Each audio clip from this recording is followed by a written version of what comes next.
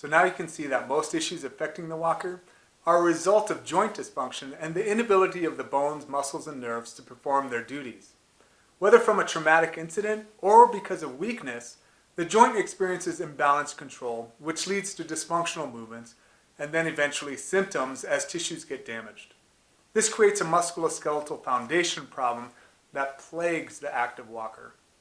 We've also talked about the importance of a neutrally operating musculoskeletal system and the purpose of a lower extremity kinetic chain. So now let's take a closer look at some of the problems that plague the walker when these systems don't work right. One of the most misunderstood issues is chronic muscle tightness.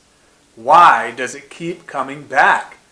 Many are eager to get rid of it with massage, excessive stretching, styrofoam rollers, and muscle relaxers, but really those poor muscles are usually trying to do something for you. Just like a guy wire on a telephone pole, it's tight because it keeps a leaning telephone pole from falling. It's tight for a reason. It's working. Loosening up the wire is counterproductive because the pole will lean even more. So chronic muscle tightness is usually doing one of three things for us.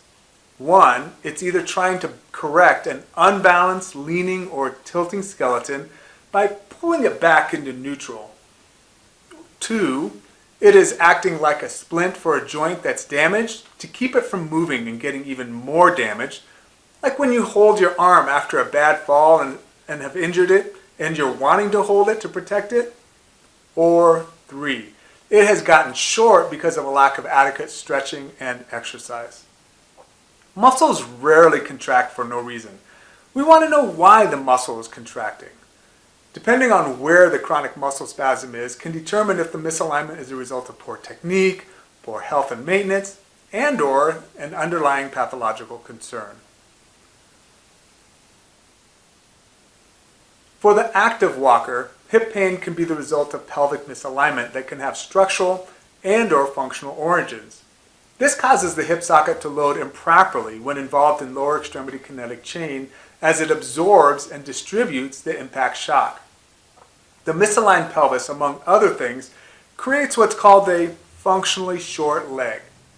As the pelvis moves normally, it rocks back and forth, and this raises and drops the leg while walking.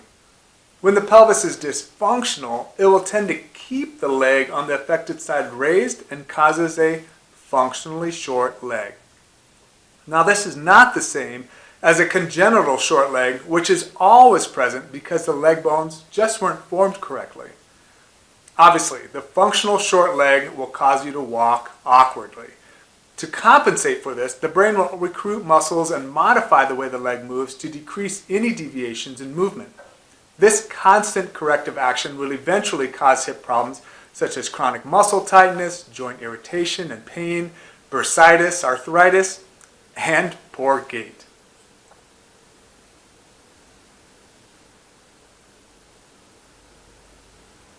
Have you ever noticed that when you walk, you don't fall over when you lift one foot and then the other as you step forward? That's because the gluteus medius and the abdominal muscles stabilize the pelvis and hold it in place when you shift your weight from one foot to the other as you take each step. To control the leg, there are 4 groups of muscles working to move the leg forward, backward, inside, and outside. A combination of these 4 movements lets us move forwards, backwards, turn, and twist, etc. So when the gluteal and the abdominal muscles are weak, they can't control the pelvic positioning, and this causes increased stresses on the hip and leg muscles. The tensor fasciae lata muscle and its tendon, the IT band, are found on the side of the leg and are called into action to try and help stabilize the poor pelvic and hip mechanics. The poor pelvic and hip mechanics cause damage to these tissues that can't heal fast enough and pain occurs. Stretching on the styrofoam roller is not only painful, but fruitless since the muscle is trying to do something for you and why it keeps coming back, much like the telephone pole guy wire. So, now you can see why stretching it only aggravates the problem and doesn't address the real problem, pelvic and hip dysfunction, except to exacerbate already stressed and overworked tissues.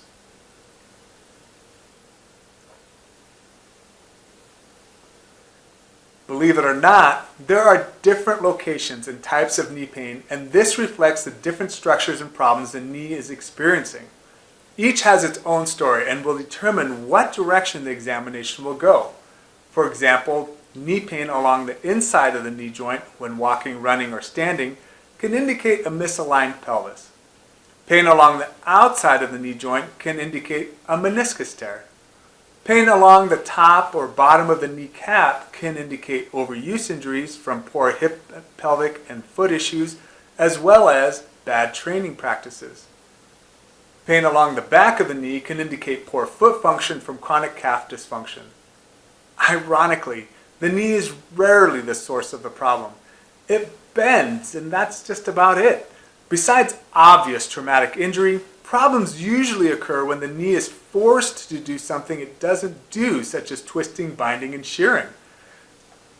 These forces can happen when dysfunction of the kinetic chain of the structures above, like the hip and pelvis, or below from the foot and ankle, compromise normal forces that get distributed through the knee. Close attention to the structural assessment, functional assessment, and movement patterns during the slow motion video assessment can uncover these hidden sources of recurring problems. The feet are subject to extreme forces as you walk and run, from 2 to 4 times your body weight with each heel strike. So if you weigh 100 pounds, then your feet impact the ground at 200 to 400 pounds with each step. Now that's a lot of force, and that's every time your foot hits the ground. How many times will that happen in a mile or two? The feet act as a foundation for our bodies, and that's because everything rests on the top of the foot. It's 26 bones, and their joints are placed into 3 arches that need to operate smoothly, strongly, and efficiently. Since we tend to live in a first world country, we're almost always on a safe, smooth, and flat surface, so many don't ever pay much attention to them. Our feet respond to that by being mostly weak, unresponsive, and easily compromised. The lack of adequate foot control can cause arches to collapse, shin splints to occur, sprained ankles, and eventually even stress fractures. Proper function of the 3 arches of the foot are essential because the foot is the foundation to the body. Compromised arches benefit from proper stretching and strengthening and possible custom orthotic therapy. Proper chiropractic assessment and treatment can resolve these structural issues. What's interesting about these conditions is that we see them all around us every day, but rarely put all the pieces together. For example, how many people do you know that complain of low back pain, have hip and knee problems, and also complain of foot or ankle problems? Maybe they've at one point had hip or knee or even bunion surgery. Many times proper attention to the dysfunction of the kinetic chain could have prevented their problems. Proper attention to the lower extremity as a kinetic chain can solve many dysfunctional problems before they get out of control and can keep many people active, healthy, and pain-free. As an active walker, you should always maintain a healthy and strong lower extremity kinetic chain.